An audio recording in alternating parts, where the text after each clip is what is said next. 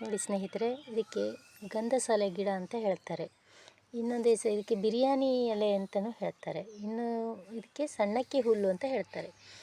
ಅಂದರೆ ಇದು ಪರಿಮಳದ ಸಣ್ಣ ಸಣ್ಣ ಅಕ್ಕಿ, ಪರಿಮಳದ ಅಕ್ಕಿ ಇರ್ತದೆ ಅಲ್ವಾ ಬಿರಿಯಾನಿ ಮಾಡೋದು, ಆ ಅಕ್ಕಿಯ ಪರಿಮಳವನ್ನು ಹೊಂದಿದೆ ಇದು.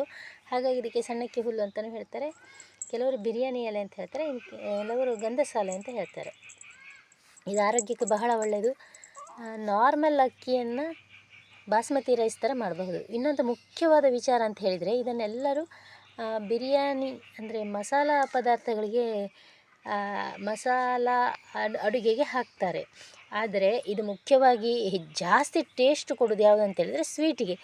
ಪಾಯಸ ಮಾಡಿದರೆ, ಶೀರ ಮಾಡಿದರೆ ಇದಕ್ಕೆಲ್ಲ ಹಾಕಬೇಕು. ಒಂದೊಂದು ಎಲೆ, ಇದು ಸಣ್ಣ ಗಿಡ, ಇದ್ರದ್ದು ಒಂದೊಂದು ಎಲೆ ಅರ್ಧ ಎಲೆ ಎಷ್ಟು ಬೇಕು ನೋಡಿ ಅಷ್ಟನ್ನು ಹಾಕಿದರೆ ಬಿರಿಯಾನಿಗಿಂತಲೂ ಜಾಸ್ತಿ ಟೇಸ್ಟ್ ಕೊಡುತ್ತೆ ಪಾಯಸಕ್ಕೆ ಹಾಕುವಾಗ. ಇದು ಮುಖ್ಯವಾಗಿ ಪಾಯಸ ಮಾಡಲಿಕ್ಕೆ, ಸ್ವೀಟ್ ಮಾಡಲಿಕ್ಕೆ ಇದು ಬೇಕೇ ಬೇಕು. ತುಂಬ ಟೇಸ್ಟ್ ಕೊಡುತ್ತೆ, ಇದು ತುಂಬ ಚೆನ್ನಾಗಾಗುತ್ತೆ. ಇಷ್ಟು ದಿವಸ ನೀವೆಲ್ಲ ಬಿರಿಯಾನಿ ಮಾಡಿದಾಗ, ಪಲಾವ್ ಮಾಡಿದಾಗ ಎಲ್ಲ ಹಾಕಿದ್ದೀರಿ. ಇನ್ನೊಂದು ಸಲ ನೀವು ಸ್ವೀಟ್ ಮಾಡುವಾಗ ಈ ಎಲೆಯನ್ನು ಹಾಕಿ ನೋಡಿ. ಅದರ ರುಚಿನೇ ಡಿಫ್ರೆಂಟು, ತುಂಬ ಅದ್ಭುತವಾದ ಟೇಸ್ಟ್ ಕೊಡುತ್ತೆ, ತುಂಬ ಟೇಸ್ಟ್ ಕೊಡುತ್ತೆ, ರುಚಿಯಾಗುತ್ತೆ.